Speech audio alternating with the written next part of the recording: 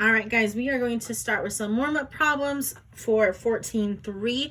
Now, these problems are actually problems that you had on your practice buddy yesterday. So we are going to go through them in case there was any confusion on them. So let's get started. Also, made a mistake. I wrote them too close, but I'm going to work them out down here, okay? So our first problem says that Shane took a test that had a total of 21 items.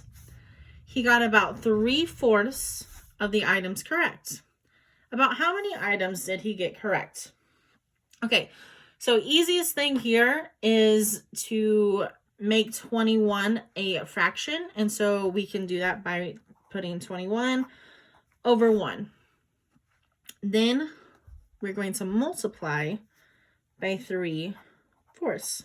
Okay, so we know that when we multiply fractions that we can just multiply straight across.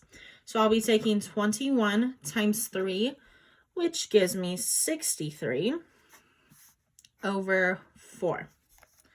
Okay, that's a really gross fraction.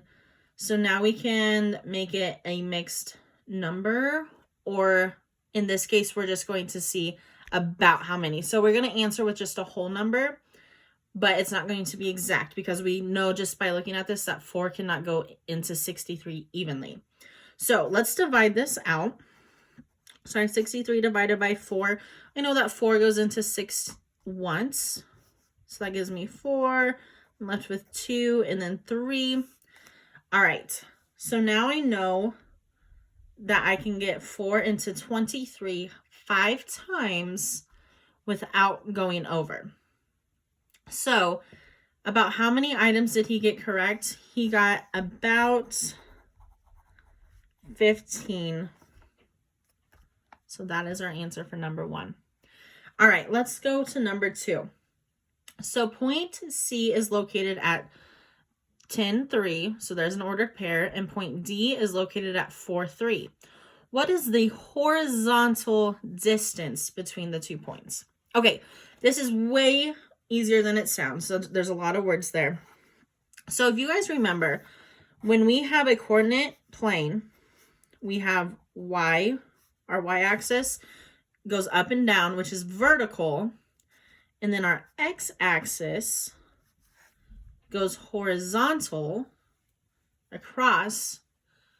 And so when we see horizontal, we know that we're going to deal with the points that we are going to be on the x-axis. So if we take our ordered pairs, so I have 10, 3, and then I have 4, 3. Okay, so remember that the first number represents my x, my second is my y. Same here, first is my x, second is my y. So when we want to find the distance between the 2 points, and we see this horizontal, we are going to only deal with the points that would go on the horizontal line. In this case, it is 10 and 4.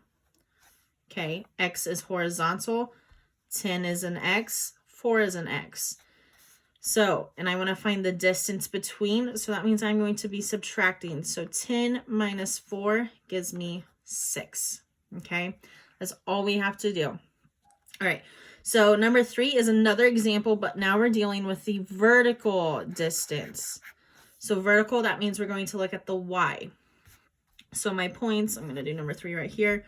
My points are 8, 2, and 3, 1. Okay, so 8 would be x, 2 would be y, 3 would be x, 1 would be y. So vertical, up and down, that's my y-axis. So I'm going to take 2 minus 1, and that's going to give me 1. So the vertical distance between the 2 points is 1. Okay?